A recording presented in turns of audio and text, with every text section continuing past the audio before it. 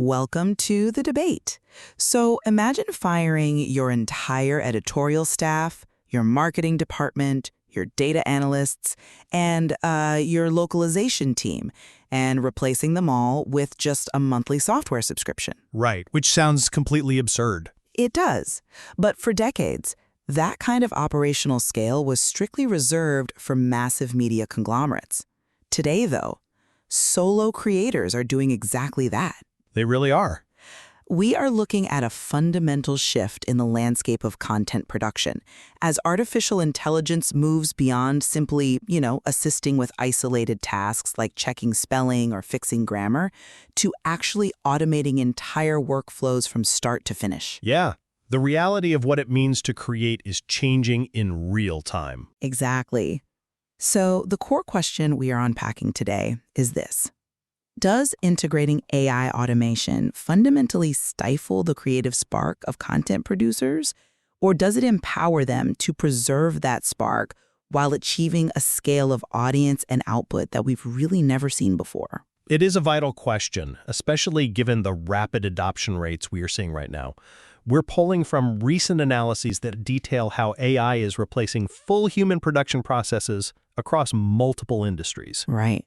And in the creator economy, we are seeing this very specific phenomenon. Individual content producers are increasingly relying on these tools to operate like multi-departmental enterprises. They are utilizing AI to gain unprecedented scale. But my side of the debate is asking, well, what are they trading away to get that scale? Right. And I'll be arguing the other side. My position is that AI acts as an empowering lever. By removing the paralyzing creative friction of production, it actually scales the creator's unique human voice. It protects the idea from being crushed by the administrative burden of execution. And I will argue the exact opposite. Transitioning the traditional, deeply human production chain into what the material calls a machine-first pipeline, well, it risks relegating creators to mere supervisors.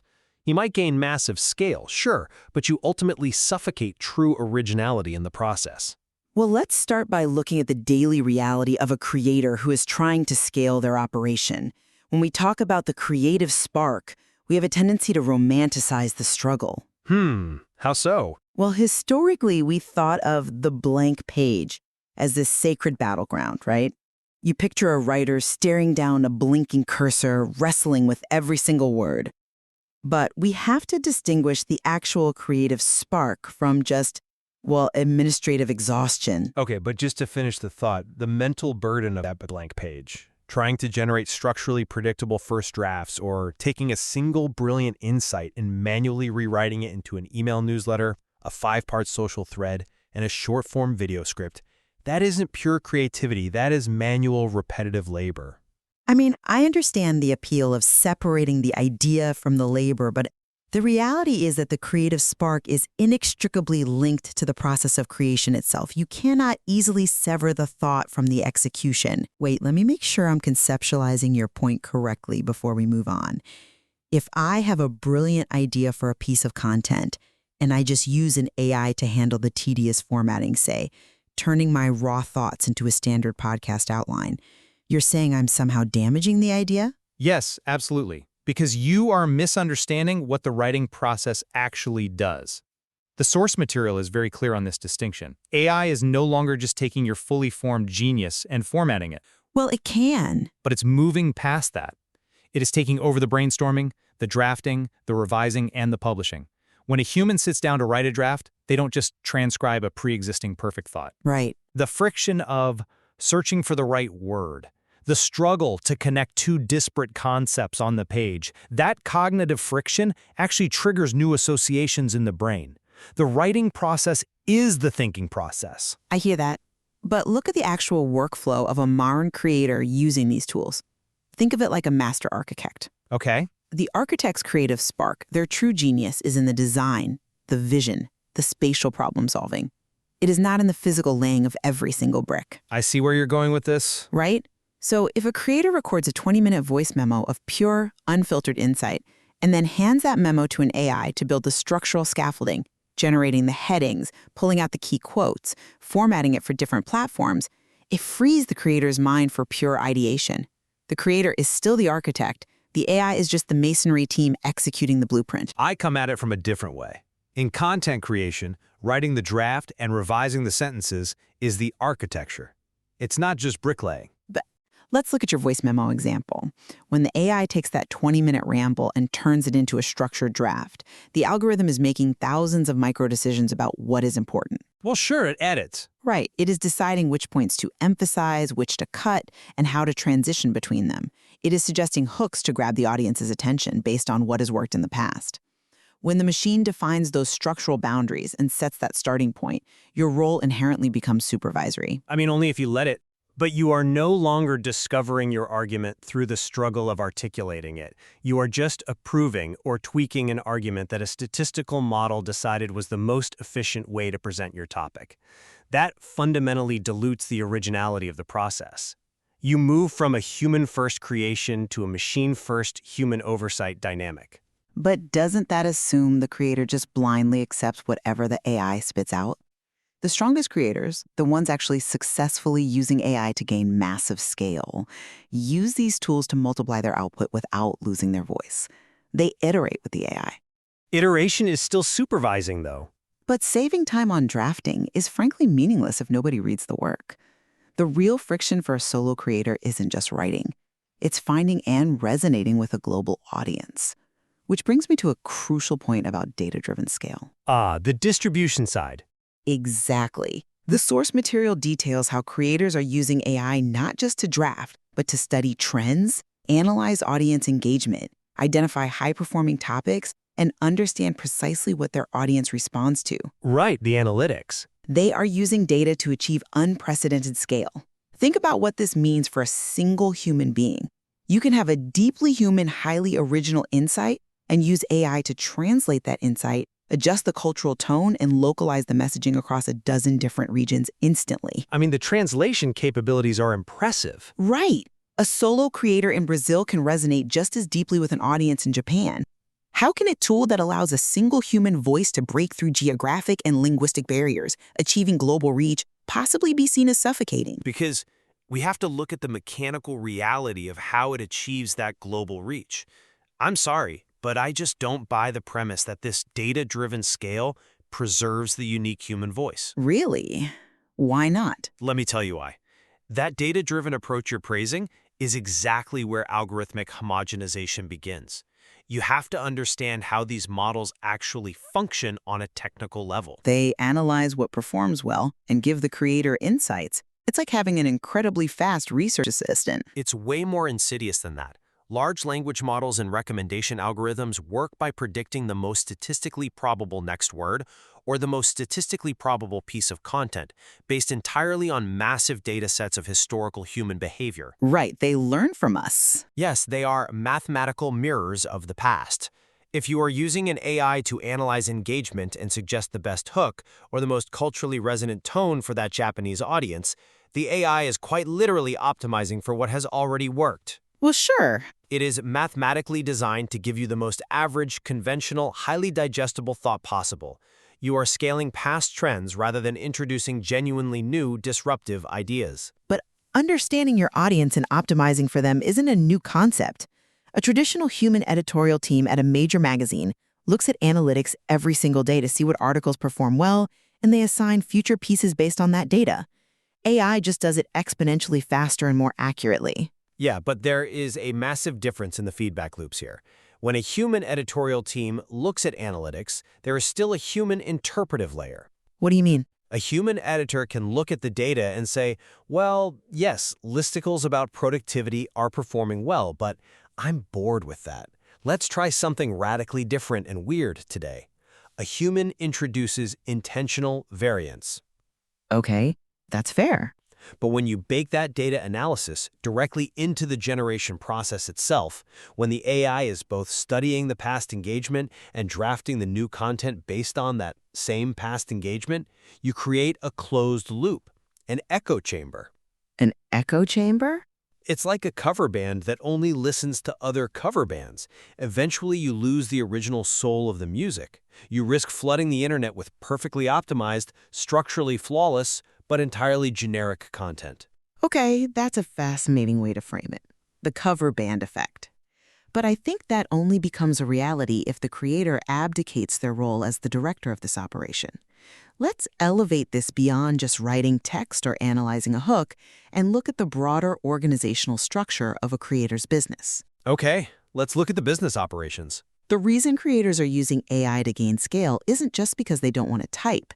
It's because running a modern content business requires an immense amount of operational overhead.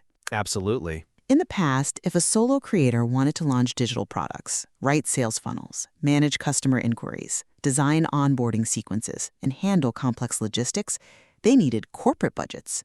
They had to hire a staff, manage payroll, deal with HR. Right. The source material points out that AI is now completely capable of writing those sales pages, generating those course outlines, and supporting that customer communication. Yes. It is democratizing access to enterprise-level operational tools. I won't argue with that. Exactly. AI isn't replacing the creator, it's replacing the corporation. It allows a solo mind to have the operational footprint of a Fortune 500 company. This is a massive leveling of the playing field. It is a big shift, yes. If you are a creator listening to this, and you no longer have to spend 60% of your week acting as an administrator, responding to routine emails, organizing inboxes, formatting newsletters, you actually have the temporal and financial freedom to take bigger creative risks. In theory. The AI handles the operational friction, empowering you to stay in your zone of genius. You can spend a week researching a deeply human, niche topic because you aren't worried about the daily grind of keeping the business running. That is a very compelling argument, and the business leverage is undeniable. AI doesn't get tired. It processes huge volumes of work, and it dramatically lowers the barrier to entry for entrepreneurship. Exactly. But have you considered the broader warning the text issues regarding this exact organizational shift? The new standard across entire industries, finance, logistics, and now content creation, is becoming machine-first, human oversight. And while that sounds great for business efficiency, it introduces a severe crisis of identity for a creator. A crisis of identity? I mean, if the creator is the one directing the AI and reaping the rewards, they are clearly still the owner of the brand. But what does the brand actually consist of at that point? The text raises serious concerns about opacity and the loss of the human element. Let's apply this to the solo creator you just described. Okay. If the trend analysis is automated, the drafting is automated, the translation is automated, the customer support emails are automated, and the sales funnels are automated, the machinery behind the brand becomes a black box. Well, The creator becomes a manager of algorithmic systems rather than a producer of original thought. If 90% of the touchpoints your audience has with your brand are generated by an AI, is it even your brand anymore? I think that underestimates the sophistication of the modern creator and, frankly, the discernment of the modern audience.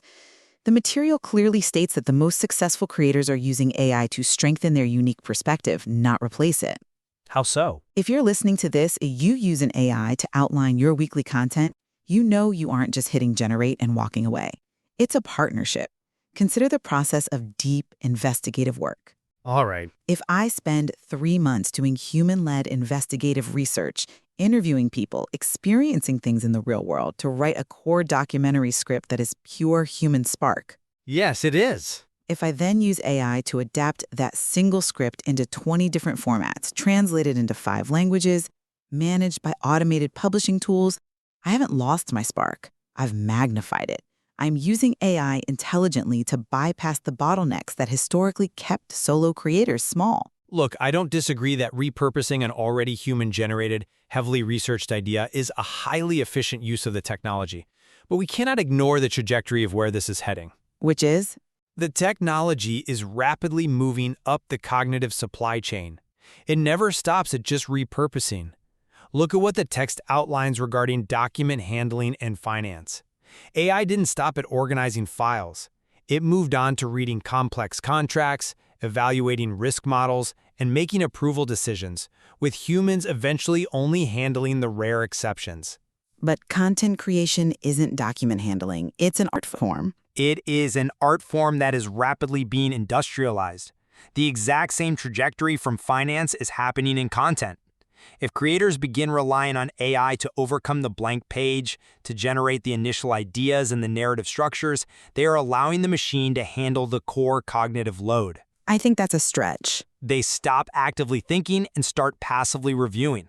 And when human beings only handle the exceptions in their own creative process, they stop being creators, they become content supervisors. I see that as a fundamentally pessimistic view of human drive. Let's look at what this reduction in effort actually yields. The effort-to-output ratio is completely altered now. Altered how? Historically, if a creator wanted to experiment with a radically new format or a totally different topic, the cost of failure was massive. If you spent 2 weeks filming, editing, and packaging a new type of video and it flopped, that could devastate your monthly revenue. Sure, the stakes were higher. Now, the cost of failure is near zero. A creator can prototype 10 different show concepts over a weekend using AI generation. This rapid experimentation actually fosters more creativity, not less, because the paralyzing fear of wasting labor is removed. You can throw things at the wall, see what sticks, and double down on the winners. The cost of failure is reduced, yes, but the cost of success changes too. Let's explore the mechanics of that zero-cost generation. Okay. If the cost of generating 1,000 localized, structurally sound articles or videos is near zero, the market inevitably becomes saturated. And what happens when a market is saturated with infinite, perfectly optimized content? The best stuff still rises to the top. But the text makes a crucial observation here. Audiences do not follow creators for machine-like efficiency. They don't fall in love with flawless, frictionless production. They follow creators for insight, personality, and trust. And I would argue that AI allows the creator to focus entirely on injecting that personality, rather than worrying about the production pipeline. It's embedded in the idiosyncrasies of the human process. It's the weird tangent a writer goes on because they lost the train of thought. Right, the happy accidents. Exactly. It's the slightly awkward phrasing that somehow perfectly captures an emotion. When you automate the process, especially using statistical models designed to predict the most average next word, you smooth out all those edges. I mean, yes, it cleans things up. And those rough edges are usually what we call style. If every creator is utilizing the exact same AI models, analyzing the exact same engagement data to generate the exact same optimized hooks, the resulting homogenization will destroy the very trust that built the creator economy in the first place. But style can absolutely be directed from a higher level. A film director doesn't physically hold the camera, adjust the lighting rig, write every line of the script, and sew the costumes. No, but Yet, we firmly recognize a cinematic style as belonging to that specific director. A Scorsese film feels like a Scorsese film, regardless of who is actually operating the boom mic. that's different though. The creator economy is simply evolving toward a directorial model. The solo creator directs the AI systems, curates the best outputs, injects their specific worldview into the final edit, and publishes. It is an evolution of the medium, allowing one person to be the director of a global media empire. That analogy completely breaks down when you examine the components. A film director manages highly skilled, conscious human beings who bring their own sparks of creativity, their own lived experiences to the lighting, the acting, and the costuming. Sure, but AI brings vast data. Managing an algorithmic text predictor is an entirely different mechanic. The algorithm has no lived experience. It is fundamentally bounded by its training data. A human actor might interpret a line in a way the director never imagined, elevating the art. And an AI can hallucinate or connect concepts in novel ways. But an AI model will generally only ever regress toward the mean of what has been said millions of times before. You aren't directing a team of artists, you know? You are steering a very sophisticated autocomplete. Well, as we draw this discussion to a close, I want to summarize where I stand on this shift. I firmly believe that AI is the ultimate lever for the modern creator. Okay. When we look at creators using AI to gain massive scale, we are seeing the democratization of operations that used to require corporate budgets. By removing the administrative friction of starting, by automating complex business operations, and by rapidly repurposing ideas across formats and languages, AI amplifies the human spark. I hear you. It allows one person with a strong original idea to build a highly scalable global operation. It frees creators from the mechanical burdens of production so they can focus their cognitive energy on what actually matters: strategy, storytelling, and deep connection with their audience. And my position remains that while the scale and the business leverage are undeniably powerful, we must be incredibly careful about what we are sacrificing to achieve them. Replacing the deeply human chain of brainstorming, drafting, and revising with automated pipelines fundamentally changes the nature of creation. Relying on mathematical models driven by past data to generate content risks prioritizing sterile machine-like efficiency over the distinctive original human voice. It's a valid concern. The structural shift to a machine-first human oversight reality threatens to turn passionate creators into mere supervisors of homogenized, safe, predictable content. We do find significant common ground, however, in what the source material identifies as the ultimate arbiter of all this: the audience. We both agree that at the end of the day, audiences are seeking genuine insight, personality, and trust. Absolutely. They don't follow a creator just because that creator can publish perfectly formatted videos in 12 languages. They follow them for the fundamental humanity behind the work. Exactly. And the material suggests that AI is forcing us to redefine what human work actually means in this context. The true challenge for the future is not whether creators will use AI to scale. That debate is already over, right? They are doing it right now. Yeah, the genie's out of the bottle. The real challenge is whether they can adapt these immensely powerful tools transparently and responsibly, leveraging the scale without allowing the algorithms to smooth away the very human edges that make their work worth paying attention to in the first place. There is so much more nuance to explore regarding how audiences will shift their valuation of human versus machine-generated content in the coming years, especially as these tools become even more invisible. We will leave it to you, the listener, to form your own conclusion on where the line should be drawn in your own work. It's something we all have to figure out. But the next time you sit down to create and you find yourself staring at that blinking cursor on a blank page, you might want to pause and ask yourself, is the friction you're feeling right now the necessary spark of your own originality, or is it just a mechanical process waiting to be automated?